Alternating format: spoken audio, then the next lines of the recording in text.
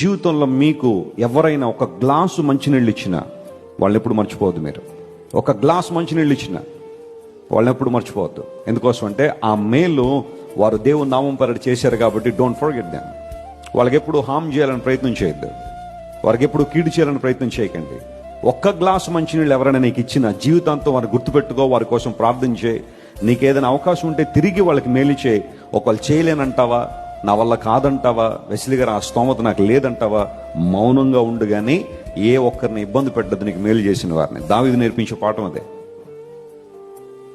తన యొక్క కష్టాల్లో, ప్రతికూలతలో తన చుట్టూ ఉన్న ప్రతి ఒక్కరిని జ్ఞాపకం చేసుకున్నాడు.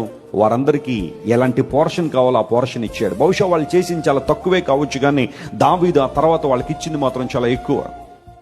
యోనాతాన్ని ఎంతో ప్రేమించాడు దావీదు.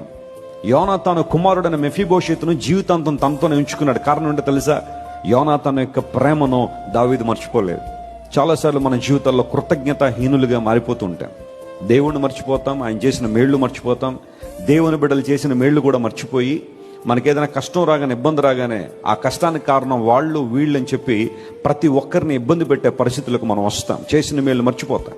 కానీ దేవుని బిడ్డలుగా we have to remember all the good things that God has done and God's people they have done in our lives.